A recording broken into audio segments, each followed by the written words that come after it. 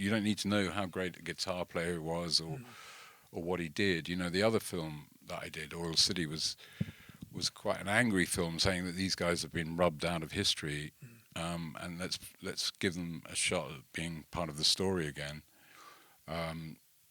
So this film wasn't really about that. It was about, you know, exploring other areas of this extraordinary character. So when you went to see him after the operation, how different was he then? He looked quite frail in the garden, and obviously will be quite frail after an 8-hour operation.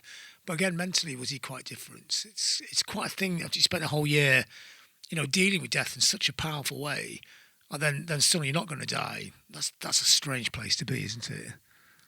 Yeah, I think it's been, you know, incredible thing for him to get physically well again. He couldn't stand, you know, when I did that interview, they had to kind of carry him in, and you know, when he came out of the operation. But I think the difficult thing for him is the mentally, you know, when you go through that, of living that intensely with this idea that you're not going to be here for much longer, and when that's suddenly switched,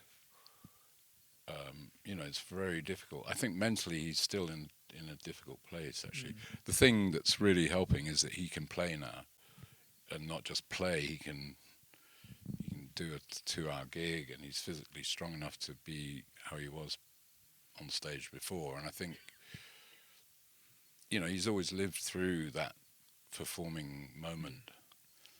So the fact that he's got that back is really good news for him. So when you make a film like that, it's a difficult film to make, you know, as a filmmaker, because it's a very personal film. So how much do you leave in, and how much do you put, you know, how much do you put in, and how much do you leave out, and how much you kind of mythologize it as well, or do you just kind of tell it as straight as you can? Well, I'm interested in trying to push the medium forward as well. I don't want to make a film that I've just already done, or so, you know, I was inspired by the trippiness of his take on the subject to try and capture that visually. I mean, basically, it's a film about a guy sitting like Humpty Dumpty on the wall, sea wall of Canvey Island, which is a talking head, boring idea. But if you can access what he's saying and try and visualize it with a quite random approach, you know, then it becomes very exciting, because you don't know where you could go next, and you do something that opens up a whole new way to go, you know. I was very free on this film. You know, if I'd done it for Mick Jagger, it would not be the same film. Yeah. You're kind of encouraged to dig violence and beheadings on TV, but when it comes to in your own life, death still freaks you out big time, in a way that it didn't 200 years ago, when you survived as a kid and all your brothers and sisters were dead, because that's the way it was. You know, in the past, I think everyone lived much closer to death and wasn't so scared of it.